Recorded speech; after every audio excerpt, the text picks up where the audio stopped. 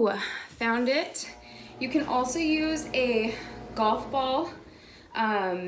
Sorry, I'm doing laundry. Hi. Also, these pants sometimes can do the camel toe thing, so let's make sure that's not happening. Hee hee hee hee hee. Yes, great. Anyway, this is a really random little tool that I picked up over at like a running shoe store. It's actually really dense, but these little pokey things are kind of soft and rubbery so that the ball doesn't slip out necessarily underneath your foot like a golf ball would. So, what are we gonna do? Because most people when I talk to, I know you guys are kind of far away, I can get closer. When I give some of my clients homework, let's say the bottom of their feet when I'm massaging them are extremely tight. I'm like, ooh, that's gonna be homework. When I assign this homework at the end of the session and I say, I want you to use like a golf ball on the bottom of your feet, like this is what I want you to do, or this is what you think you should do, is like rolling it around. And there's really, I mean, that is beneficial. It is doing some things. But as far as actually releasing the knots, which are the trigger points, we need more pressure. So here's what we want to do. We want to actually put our foot down on the ball. It's usually easiest if you have your heel on the floor just to add more stability. One foot farther and back, the other foot forward, because you won't be very stable if you have both of your feet in the same stance or alignment. And then like I can tell where I need it. I need it on the more lateral side of my foot, which is the pinky side of the foot. The medial side is the more big toe, like spine of the foot side of the lateral and medial are ways of anatomically speaking about the body. So on my lateral side, this pinky toe side, I'm not putting a ton of pressure down because the tissues are so dense. I can't put pressure straight down without kind of contorting my ankle, and I don't want to do anything weird to my joints. So although the bottom of my foot could use more pressure right now, I'm being really cognizant of keeping my joints safe and keeping the bones stacked and the joints stacked on one another so they're not like being tweaked. Oh my gosh. Okay, so that's the feeling we're looking for. Once you kind of find this like, oh, whoa, that feels like it needs it. Like almost like it's a slight dull achy pain. Like oh, that hurts, but in a good way. Like it's not where you can't breathe. You need to make sure that you can breathe doing this. So once you find the spot, you hang out there and you make sure that you are just breathing in not a forced way, you want a relaxed, deep, even breathing to be happening. The pain for me has already dissolved and alleviated a lot in the spot where my foot still is. So I'm gonna just inch the pressure off for a moment by leaning back. And I'm actually gonna move my foot slightly forward. There's no pressure happening. I'm just fully balancing on my left leg right now. Now I'm gonna put my right heel back down, and I'm just slowly going to put more of my body weight back into this new area of my foot. And so the ball is in like the mid lateral side of my foot, and I'm feeling a pain pattern going from the bottom of my foot all the way up to right above my ankle. It's not a sharp pain. I just moved my foot slightly. I took the pressure off. I slightly shifted, and now I've put the pressure back down. My knees are still stacked over my heels. I have really good balance, and I trust my body, and I can breathe really well, so don't necessarily like move precariously if you're getting used to this. So I'm gonna do my best as my autopilot takes over to call those out and explain it. so that you understand why I'm moving that way, and so that you can be cautious and safe and do this in a way that will be helpful and not harmful. So what I'm doing now, I'm kind of in almost a squat position. So I'm engaging my core. I'm using my hands on my knees. This is keeping me very stable. It's also allowing me to lift my back right heel off the ground. All of my real stability is in this left foot. My right hand is holding on to my knee to help keep it in alignment, right? I'm not like tweaked in or out or in weird ways. I'm aligned here. And this hand, so this is stability, but this is also now adding just a little bit more pressure into the bottom of my foot. As you start to release these knots and tension, the pain pattern disintegrates. And so that's a great cue to just take your foot off slowly and put a new part of the bottom of your foot down on the ball. My teacher used to call it futs and putts. You just kind of keep futzing and moving around and putzing until you find that spot that's oh yeah. And then you hang out there and you just breathe into it for about a minute. Come off of it, go to a different area. I'm just moving more lateral because that's what my body is telling me to do. That's where the fascial line, the fascia is connective tissue. So it's everything from our skin to our muscles and everything in between. It's connective tissue, so it's kind of cool. It's kind of weird.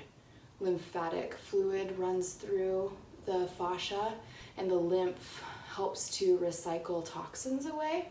So right now, by doing this self-care, not only am I releasing knots that could be causing more tension up my entire body and pain patterns, immobility.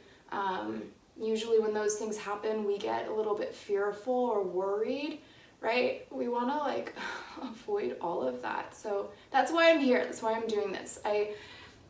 I can go and get paid and give massages for the rest of my life. But there's a part of me that just wants to teach people really how to do this for themselves in the comfort of their home, for free, anytime they intuitively want, and to help empower everyone by connect with your body.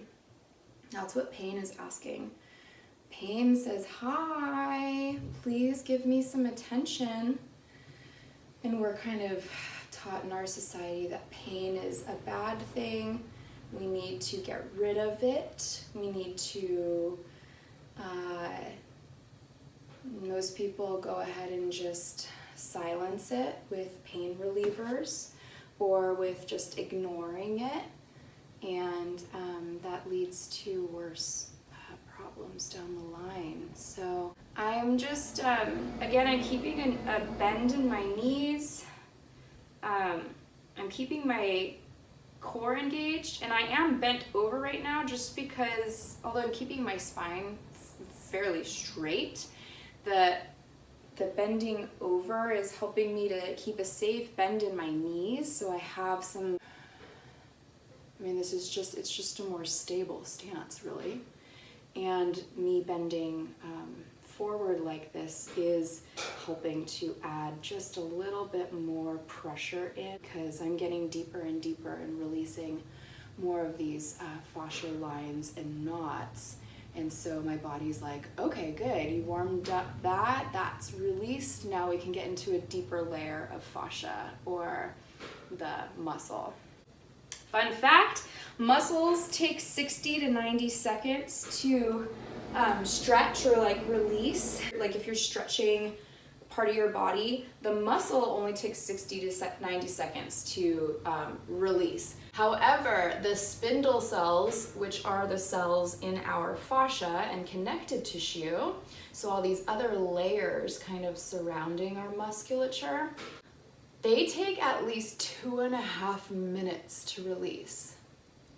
So if any of you are yogis and do restorative yoga or yin yoga, you go to class and you get a lot of bolsters and blankets and straps, and you, in those classes, you're really holding stretches in a really passive way for long periods of time.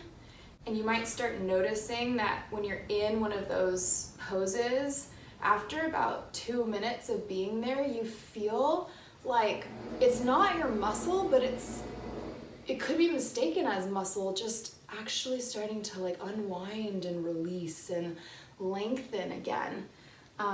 So muscles take 60 to 90 seconds, but the fascia takes 2.5 to 5 minutes to release. So as I'm doing this, there are parts of my muscles that are releasing more quickly than my fascia. Fascia, my fascia. You are my fascia. Hee hee hee hee hee. So intuitively, you know, you can tell like, oh, that feels like it's way better, but I could use just a little bit longer. Oh my God, this feels so good. I really, really needed this.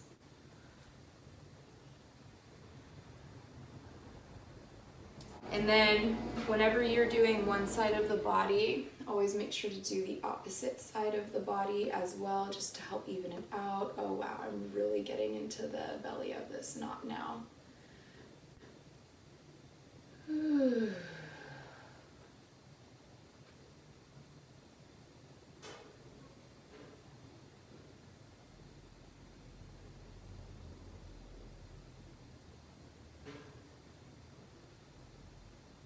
Ankle's kind of tweaking a little bit, so I'm just going to lift up and I'm going to reposition in a more stable way again, because this knot is really on this, it's on like the lateral edge of my foot, so it's a really awkward placement.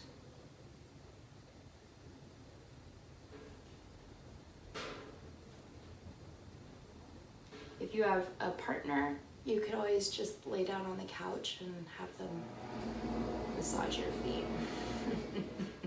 But again, this self-care has a special power to it because you're in control 100%, and you get to really feel what it feels like on the giving end and the receiving end at once, and knowing yourself how to apply the amount of pressure that you need rather than letting someone else do it and maybe being like, that's a lot, ooh, but I don't want to say anything because that must be right. Or this puts you in the driver's seat. This gives you a lot of control, a lot of empowerment. I'm going to put my hand against the wall because it's going to help me be even more stable. I'm actually going to move the ball over to the wall a little bit. And that way, yeah, see, man, it's quite an interesting position. So now I'm actually putting my hand on the top of my talus, on the top of my foot. The talus is a bone in the top of the foot. And what this is doing is it's keeping my joints stacked safely. I still have my hand against the wall just as extra balance and support. And this right hand is keeping everything in alignment, but it's also adding pressure. I can even put my left hand on the back of my right calf just as an extra added stability. And that way I can put more of my grounding into my left foot. I can engage my core, and I can slightly lift my right foot. I can elevate it or levitate it more so that I can use my right hand to direct my foot into this knot more deeply. My left hand is still on the back of my calf just as an extra guide and a way to, you know, catch myself if I were to slip. Like right there, I almost did. So this is definitely a little bit more advanced, but I just want to start showing how we can use these different tools in different parts of our body. Let's do the other one while I talk. To feel better. to alleviate pain naturally and for free and without, you know, damaging your liver perchance. Do some research on Tylenol and ibuprofen. I'm not a doctor. I am not a doctor. I'm not here to give medical advice. Anything that you do with your body is completely your own liability. I am not responsible. That being said, I am definitely here to guide you and help you feel empowered, feel connected with your body, and to basically just live a happier life that's pain-free. Thanks, guys. Hope that helps.